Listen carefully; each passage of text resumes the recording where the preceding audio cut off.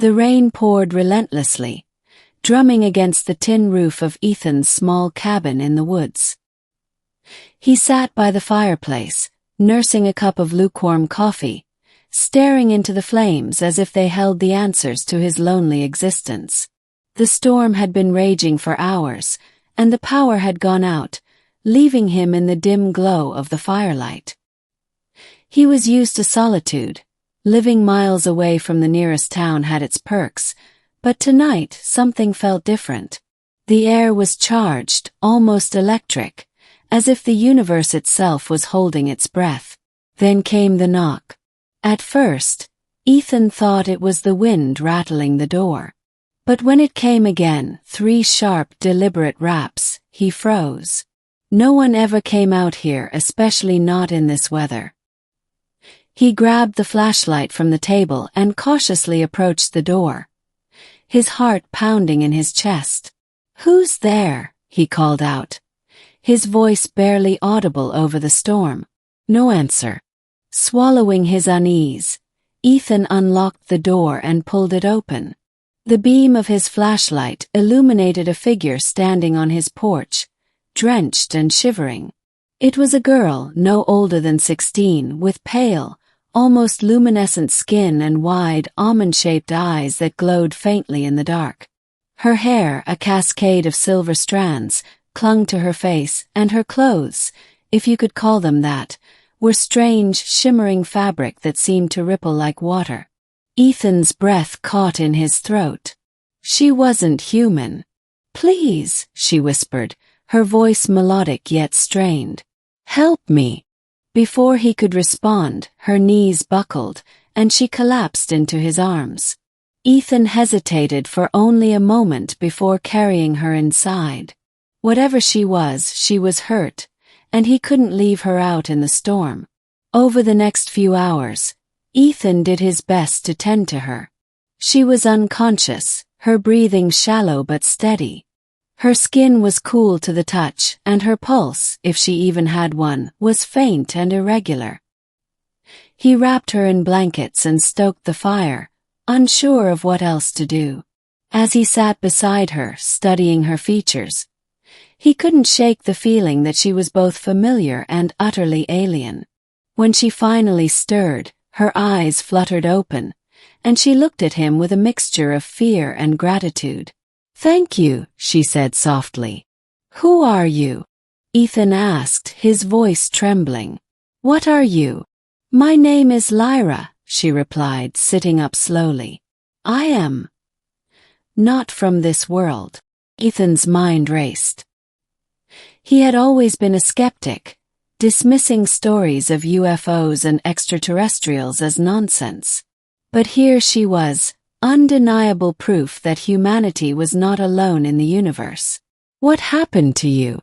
Why are you here?" Lyra's gaze dropped, and she hesitated before answering. "My ship was damaged. Crashed nearby. There are others, hunters. They are looking for me." "Hunters?" Ethan repeated, his stomach churning. "What do you mean, hunters?" "Creatures from my world," she explained.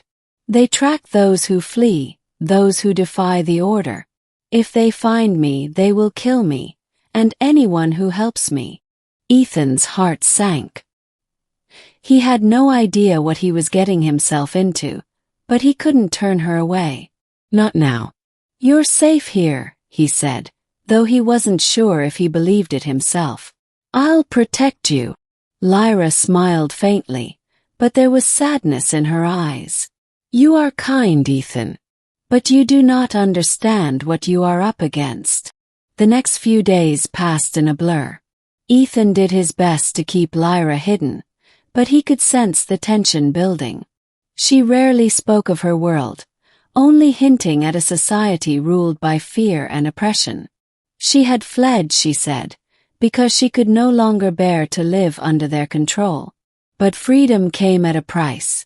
One night, as Ethan prepared dinner, Lyra suddenly stiffened, her eyes darting to the window. "They're here," she whispered, her voice filled with dread. Ethan followed her gaze and saw movement in the trees, shadows shifting unnaturally, as if the darkness itself was alive. His blood ran cold. "What do we do?" Lyra stood, her expression resolute. "You must leave. This is not your fight." "I'm not abandoning you," Ethan said firmly. "We'll face them together."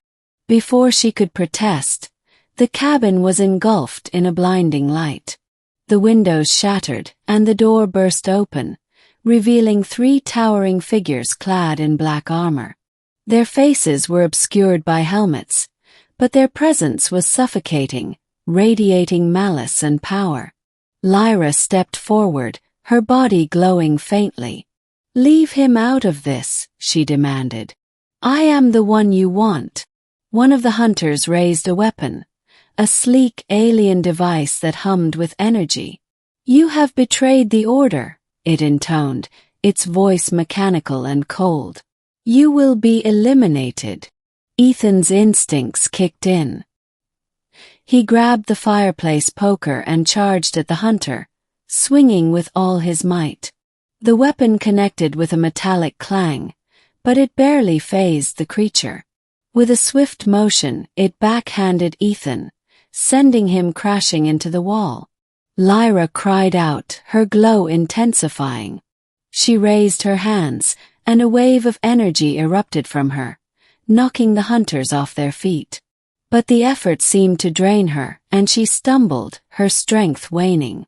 Ethan struggled to his feet, his vision blurry. He couldn't let them take her.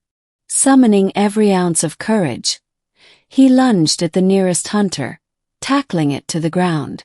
The creature thrashed, its strength overwhelming, but Ethan held on, refusing to let go. Lyra's voice echoed in his mind, soft and pleading. "Ethan, let me go. This is my fate." "No," he thought back, though he didn't know how. "You deserve to be free." In that moment, something extraordinary happened. A surge of energy passed between them, and Ethan felt a connection, a bond that transcended words. Lyra's glow enveloped him, and together, they unleashed a force that shattered the hunter's armor and sent them fleeing into the night. When the light faded, the cabin was silent. Lyra collapsed into Ethan's arms, her breathing shallow. "You saved me," she murmured. "We saved each other," he replied, holding her close. In the days that followed, Lyra grew stronger, but Ethan knew their time together was limited. She couldn't stay on Earth forever, and the hunters would return. One evening, as they sat by the fire, she turned to him with a bittersweet smile. "I must go," she said. "My people need me. There are others like me, others who want to be free. I cannot abandon them." Ethan nodded, though his heart ached. "I understand. Just promise me one thing." "Anything. Promise you'll come back." Lyra's eyes shimmered with unshed tears. "I promise." As she stepped outside, a beam of light descended from the sky, enveloping her in its glow. Ethan watched as she ascended, her form fading into the stars. He stood there long after she was gone, the weight of their bond lingering in his chest. Years passed, and Ethan returned to his quiet life, but he was never the same. He often found himself gazing at the night sky, wondering if Lyra was out there, fighting for her freedom. And though he never saw her again, he held on to the hope that one day she would return. For in the vast expanse of the universe, their connection was a beacon, a reminder that even in the darkest of times, love and courage could transcend worlds.